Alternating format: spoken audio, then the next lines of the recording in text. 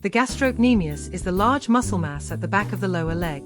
It flexes the tibiofemoral and talocrural joint and is fundamental for walking and posture. Origin: condyles of the femur, posterior surfaces.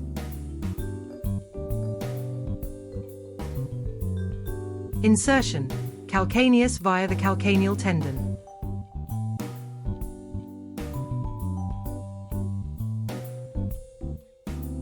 Action: flexes the tibiofemoral joint and plantarflexes the talocrural joint.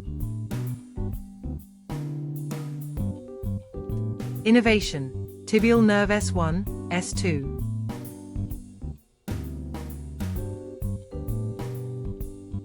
Review. Origin: condyles of the femur, posterior surfaces. Insertion: calcaneus via the calcaneal tendon.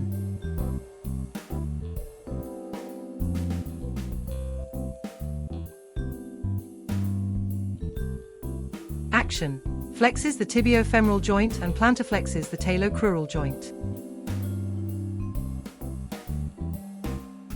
Innervation: tibial nerve S1, S2.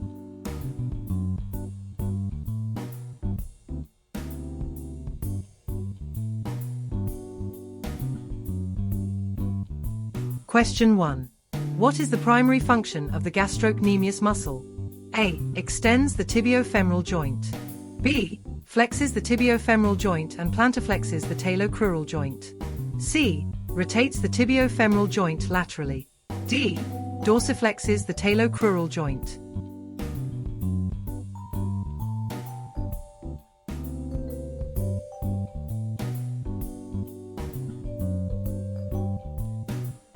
The correct answer is B.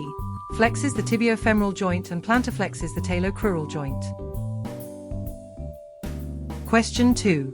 Where does the gastrocnemius muscle originate? A. Tibial tuberosity. B. Lateral and medial malleolus. C.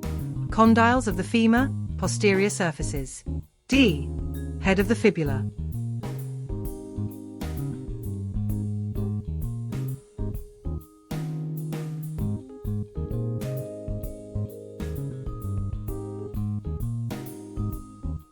The correct answer is C.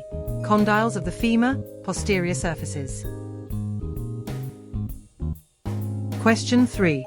The gastrocnemius inserts onto which structure? A. Tibial tuberosity.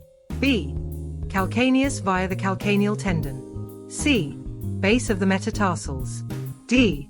Patella.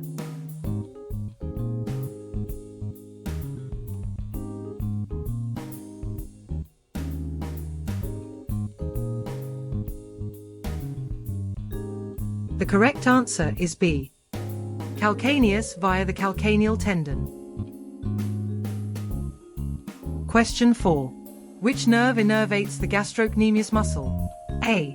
Femoral nerve. B. Sciatic nerve. C. Tibial nerve. D. Peroneal nerve.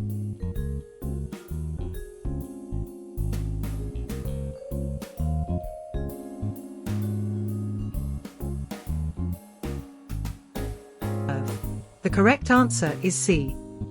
Tibial nerve. Question 5. Question 5. Why is the gastrocnemius muscle essential for walking and posture? A. It stabilizes the pelvis. B. It flexes the knee and assists in pushing off the ground. C. It helps with lateral rotation of the tibia. D. It prevents excessive dorsiflexion.